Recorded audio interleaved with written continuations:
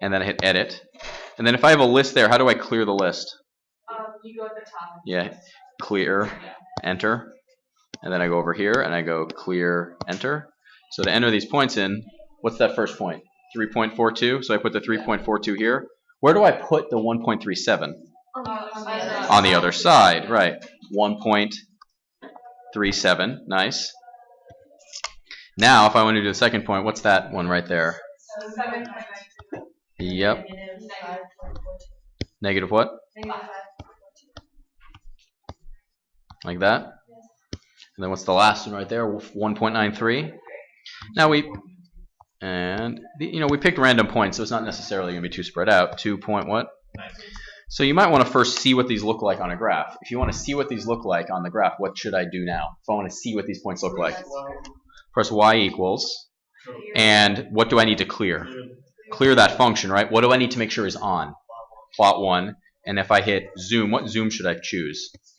Zoom stat. Well, you can do standard, but you don't necessarily know if that's good. If you do zoom stat, it kind of makes it a little better. So which one's zoom stat? It's 9. So I do this. There are those points, and it kind of looks like a line though, right? So maybe just do zoom standard to get a better idea. So there they are. We hope they're not a line, because if they're a line, then this is not going to be a parabola, right? So now I want to find the equation for this thing, right? How do I do that? What do I do now? So I go to stat, calc, quadratic. Let me show you something really cool. So you did quadratic, and I bet it's going to give you a bunch of these numbers, right? And they're pretty terrible. Yeah. Which is fine. But again, you round to 3 decimal places, and then what do? You take these numbers and you plug them into the y1. Let me show you something that's really cool, which I figured out yesterday. The quickest way to do this. Watch this. So right now in y equals, is there anything there? What did you just do? I quit. I second quit. Hit y equals. So is there anything there? No.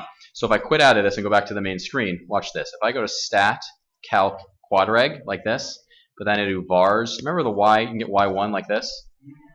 Guess what's going to happen? Watch what? Yeah, okay, check out. Watch that. Hit enter.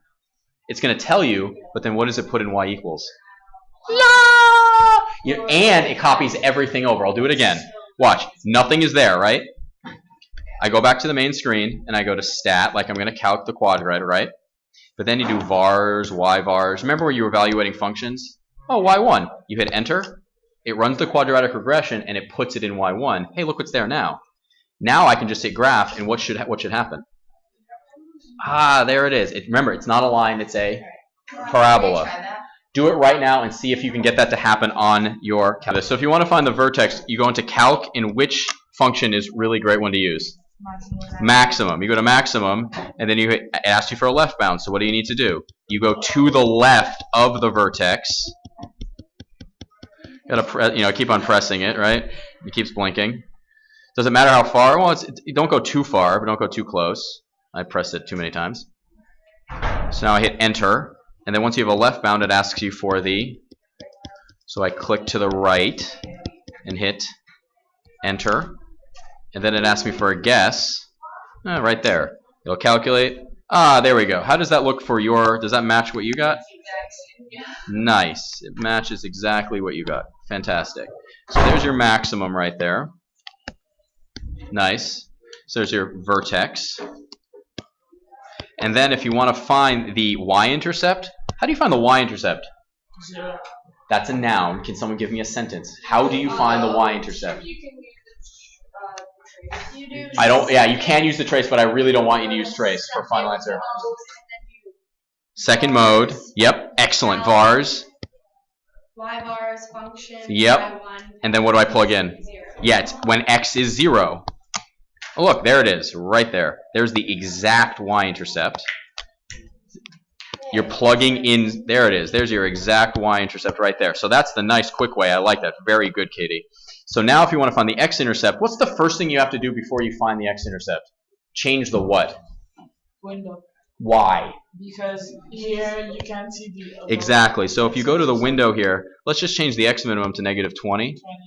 And then hit graph. Should we see both of them? Yes. No, yeah, there. It kind of looks a little better too. So now finding the x-intercepts is functionally the same as finding the vertex, except what function do you use instead? Not maximum, you use the what? You use the 0, and it's going to ask you for left bound and right bound. How comfortable are you with those three things? How are you? Pretty good now? Okay, the y thing is good. So that's important because if you wanted to evaluate this function, trace doesn't give you all the values. Let's say you want to evaluate this at a very specific value, some fraction.